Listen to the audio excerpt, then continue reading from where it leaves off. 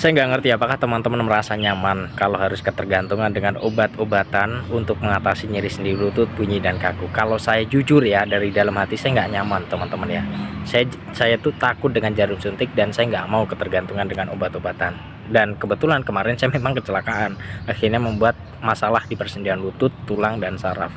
Dan cukup parah cedera yang saya alamin. Jadi di awal dokter juga kasih tuh obat-obatan pereda nyeri.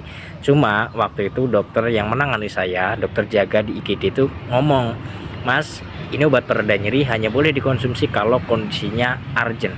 Kalau memang sudah nggak tahan, dikonsumsi silakan. Tapi ingat, jangan dalam jangka waktu yang panjang. Karena kamu masih muda. Kalau dikonsumsi dalam jangka panjang, khawatirnya organ dalammu itu nggak kuat." Nah, saya aja yang masih usia 20-an dikasih tahu seperti itu.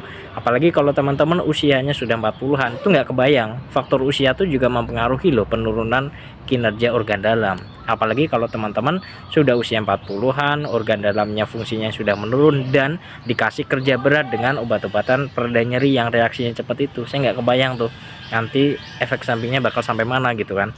Ya khawatir aja gitu loh.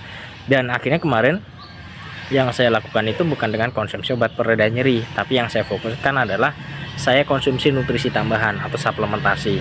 Kenapa? Ya karena suplementasi atau nutrisi tambahan itu diperlukan untuk memaksimalkan terjadinya recovery. Kalau teman-teman nggak percaya, silahkan rawat inap di rumah sakit.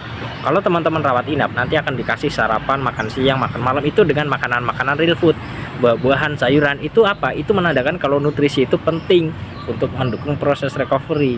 Nah, karena kebetulan kemarin saya tidak operasi, saya tidak ke alternatif, saya juga tidak ketergantungan dengan obat, makanya yang saya lakukan adalah memaksimalkan nutrisi dengan konsumsi suplementasi itu tadi.